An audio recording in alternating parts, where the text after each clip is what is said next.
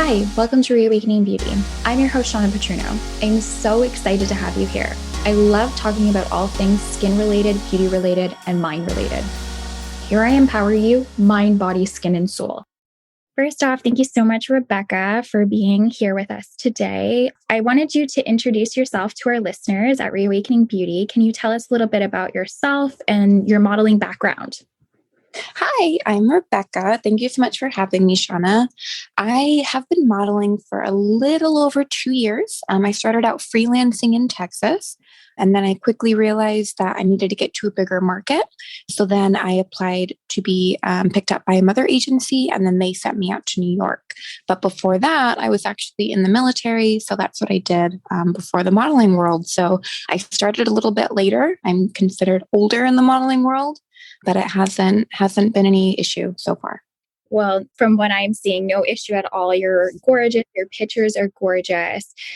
I have a question for you, which I feel like a lot of people, myself included, how do you know a good agency versus maybe an agency that isn't serving you? Because you mentioned you had switched agencies and also switched marketplaces, realizing maybe you're not getting to where you wanted to go. Yeah, so that's a really great question. I would say the number one way to tell if an agency is legitimate or not is right out the gate is if they charge you to be a part of their agency or if they try to sell you model classes. I mean, don't get me wrong. I think there are some classes out there that are very legitimate, but for the most part of the agency's job is developing you. So either if you have a mother agent or if you're a regular booking agency, their job is to develop you. So you shouldn't have to pay anything. I mean, there's small fees like website fees and comp cards that you have to pay for. But for the most part, you're already paying them a percentage of what you're going to make. So you shouldn't have to pay any upfront free fee. So that is, I feel like, the first telltale sign of a good agency. Yeah. So what does a comp car fee typically look like for someone who's getting into it? And how often are you paying these expenses typically? Yeah, so it kind of depends.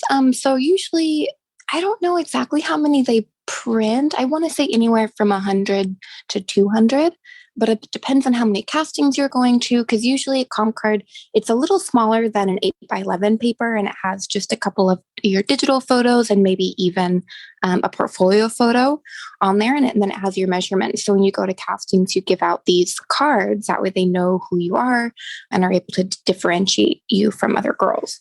Typically, what I've seen for pricing, it could be anywhere from $65 to $100 per whatever $100 or $200 batch. And like I said, it kind of depends. So since I've been doing this, I've probably paid that about $65 maybe every 6 months, 4 to 6 months, I probably would say. So only several times a year are you getting charged for these comp cards. That's very reasonable. Now, working with your agency now, how much development actually goes into helping you become a model, like knowing your poses? Like, how much do they actually invest and how much is your responsibility as a model? Yeah, that's a really, really good question. So honestly, there is quite a bit of investment, and part of that investment is sending you to what's called test shoots. Sometimes those test shoots are paid, and sometimes you pay for the test shoots for the images, and sometimes they're not. It just kind of depends on the relationship with the agency and with the photographer and the team. But that's kind of where you learn. I actually was sent to a test shoot last week, and even though I've been modeling for 2 years, I feel like I learned so much in that one interaction. I mean, he talked about movement and posing and everything. And so a lot of it you kind of learn as you go. And then also when my previous agency developed me quite a bit, and they would actually sit down with me after we would get some test shoot images back. And they would, critique me and kind of give me some constructive criticism on what I can do differently and better. And so there's quite a bit of development that should be happening from your agency, especially when you're first starting out. I just signed with Ford, and so there's not as much development because I've already been in this industry and in this world for so long. But definitely when you're starting out, there needs to be development and helping and everything. And how many test shoots would you say roughly like you typically went on in the beginning? And was it hard for you to feel comfortable because your background before, like you're in the army, right? And now you're coming into a very different thing. One, you're like low, discreet, and now you're a public figure. Was it weird to get into this new role and character? Yeah, absolutely. I mean, the very first shoot that I ever did, when I first started modeling, I left and I said, I hate this. I don't want to do it. I'm not comfortable. And it definitely takes some time. I mean, there's a little bit of confidence there, but also there's a little bit of creativity. I mean, when I'm on shoots, I kind of think of it as a dance. There's so many different dance moves out there. And with posing, like you don't think of it as like, okay, I'm going to stop for the shot. I'm going to stop for the shot. You pretty much just keep moving. And if it's a good photographer, they'll catch those in between moments where the good shots are. But in terms of the number of test shoots, it kind of depends. I mean, I've been doing this for so long and I still do test shoots and I still do things to kind of build up my portfolio and practice creative skills. Because sometimes when I work different jobs, I don't get to practice being creative and working on editorial style shoots. And so doing test shoots kind of keeps things fresh and you get to learn from the team that you're working with. I love that. So when you started out and you were searching for your agency, did you do any freelance modeling? Yeah, I did. So that was where I started when I was in Texas. And a majority of where I would try to find my gigs is I would join Facebook groups for the city that I was in, modeling face groups, photography face groups, and I would just kind of put feelers out there. The only caveat I have for that is there are a lot of creepy people that like to prey on new models trying to enter the industry. So you have to be really, really cognizant of who you're working with and what type of work they do. I mean, if you go to their portfolio and it's just naked girls or naked guys, then you're probably going to be taking photos that are naked. So you kind of want to know who you're working with before you agree to meet with someone. I definitely agree with that. The industry is crazy. And when you're a freelance model, there's no one in between. I definitely believe in representation because you don't know what you don't know, especially when you're younger. Any advice to somebody who's starting out modeling right now and wants to get in, but maybe doesn't have an agency and wants to do some freelance? Yeah, so there's a couple of websites. One of them is called Backstage, and you can actually go on there. And I want to say it's national. I think it's all over the country, maybe even the world, actually. And they have different castings, and you can kind of look and see, and you can apply. And that's one way that you can try to find jobs on your own, or you can find Facebook groups. A lot of times, photography and model Facebook groups will post jobs and different modeling opportunities. And if you want to get picked up by an agency, I think the best thing to do is just practice, practice, practice and build your portfolio and then apply. I mean, I had so much rejection when I first started out because I'm not 5'10", I'm not super, super skinny. And I'm a little bit older. And so there was kind of a lot of things against me. And most agencies don't really want to take the chance, but eventually someone will. So I would recommend just keep submitting and just keep working on your body, keep working on your movement. And when I say body, I don't mean you have to be super, super thin. Mm-hmm. Everybody in any profession, and not just modeling, anything, you want to show up healthy and able to do the job because, as I understand and from my experience, it's long days. You're working and you're on set, like you need to have the energy. So working your body and building your stamina is super important. Absolutely. Absolutely. Yeah, not just for aesthetic reasons. So is there anything that you think would be really paramount? A lot of questions that you get asked, Rebekah, that you think that maybe should be put out there that models don't know, something that you don't hear people talk about that you wish that we were talking about a little bit more? Yeah. And actually might surprise you, but a big thing that I think no one talks about is when you're a model, you are a self-employed person. You are not employed by the agency. They take a percentage, but it's a business contract between you and the agency. And I feel like a lot of girls don't really understand that or think about that. So with being your own business, your taxes aren't typically taken out of your income. So you have to put away money from each paycheck to pay for your taxes.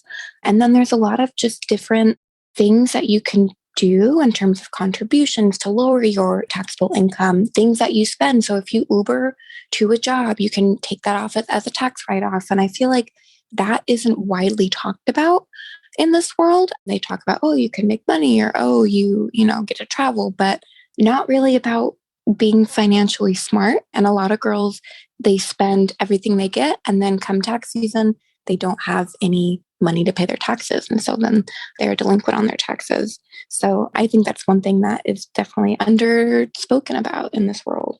So when you're doing your taxes as a model and you're self-employed, what is a tip that you've learned and has helped you with your taxes? Yeah. So one thing that I do is from the moment I receive any sort of income, I put 35% into a separate either savings account or another account. And that's just for taxes. And I mean, 35% is a little bit higher, but I just kind of think of it as a cushion. So whatever I pay my taxes, if there's any left over, then I'll buy myself something nice, or I'll put it in towards a savings account. But I think 35% is a good rule of thumb for saving for taxes. I love that tip because you're right. Nobody does talk about that. And it's so true. You are self-employed and there are some benefits to being self-employed. But I think some people, if they don't know that, they might not know how to do their taxes or that kind of thing. Or maybe sometimes people take advantage of it. So an Uber ride to a casting shoot, you can write off, but not an Uber ride to your boyfriend's house. Yes, exactly. Exactly. Like, yes, you can write off some things. Like if it's a test shoot, you have to buy your outfit. Yes, but not if you're going out on the town dancing. Like not exactly. Exactly. And yeah, kind of on that note as well as managing spending. I mean, depending on what you do as a model, I mean, it can be a lucrative career, but anything could happen. You can get into an accident, you can damage your face, you can break a leg, and then you don't work for a while. So having money set aside for either when you're finished modeling and you're ready to move on to a different career, or if, God forbid, something happens and you won't be able to work for a while or receive any income, I think it's really important to not live kind of a fast lifestyle. I mean, definitely spend, but spend after you've put the money away to prepare for the future. I think that's excellent life advice. What you just said, like everyone should be doing that, thinking of the future, but also mindful and enjoying the moment, but to a certain extent, of course. Thank you so much for shedding light on that because you're right. Nobody does talk about that. And I think that will definitely help a lot of people. I wanted to expand and ask you one question. Do you have any tips on maybe being shy or getting over maybe your self-perception? Because I know each gig, like I've done some stuff in the past, not as advanced as what you've done. And there's shoots where you look a little bit different, or there's different ways they want you to look. How do you, if you're not always liking the aesthetic, do you get over yourself and allow yourself to get into that role and realize you're like acting essentially?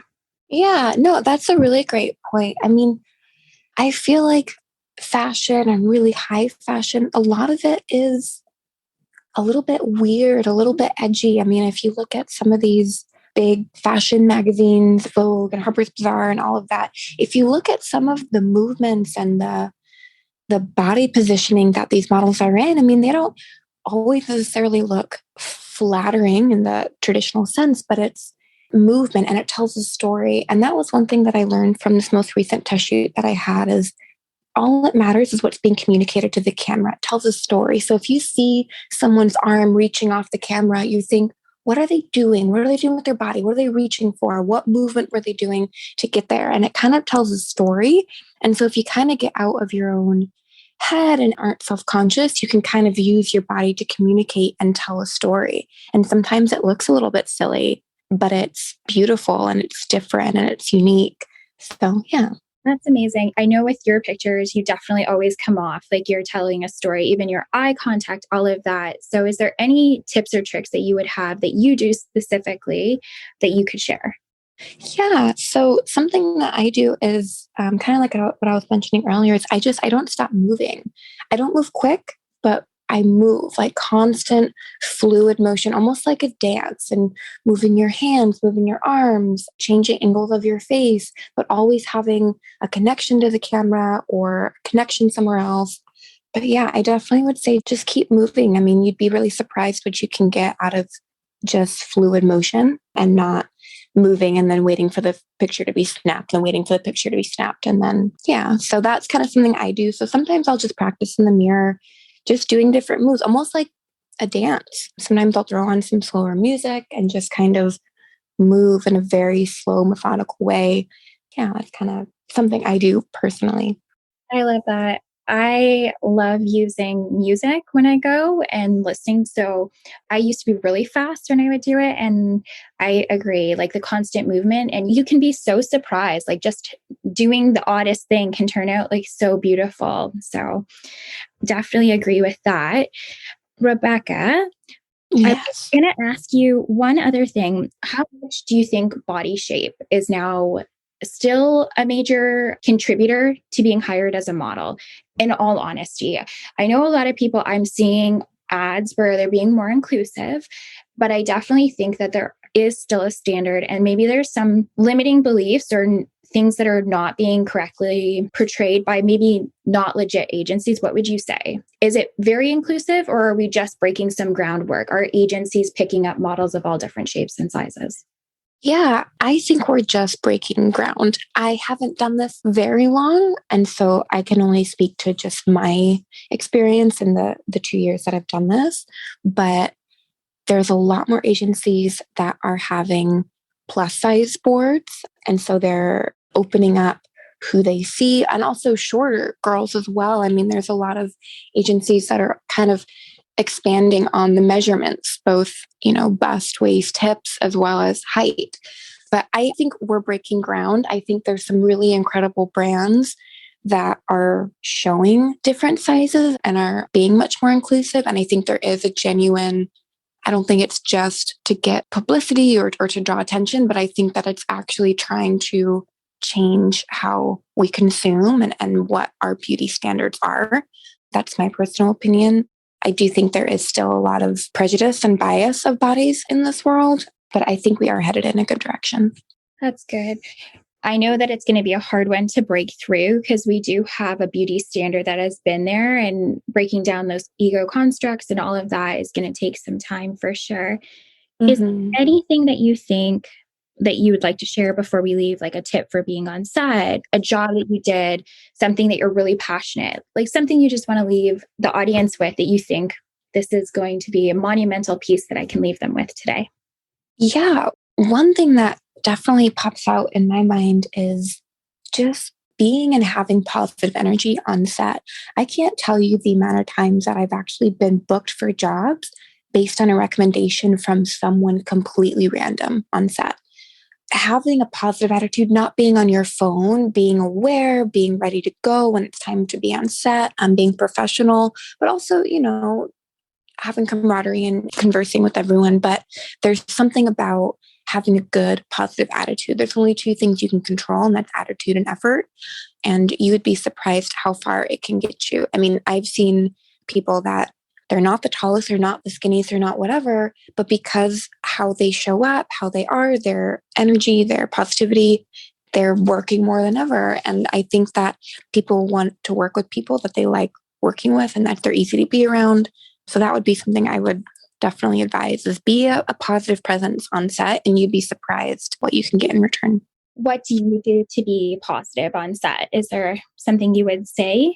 Yeah, I mean, I engage. I love people and I love talking to people and hearing people's stories. And so even just having just curious conversation, that's one way, hearing people's stories. I mean, sometimes you work with people who've been in this industry for many years and there's so much you can learn just from what they've seen in their experience. So yeah, and then another way is sometimes it's exhausting. Sometimes it's really, really tiring and you're on set for 14 hours and you don't want to be happy. You don't want to smile. You don't want to give your all. But if you can fight through the exhaustion, that doesn't go unnoticed. People on set recognize that you're a trooper. That's one of the biggest things that I hear is you're a trooper. These whatever weather conditions or anything can make it sometimes uncomfortable to be on set, but being positive in spite of whatever weather or personality difference comes along, it goes a long way.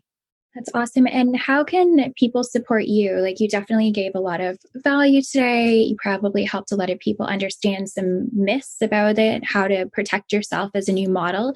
What can we do for you, Rebekah? Is there something that we could leave you with to help you in your career, or just help something that is close to your heart?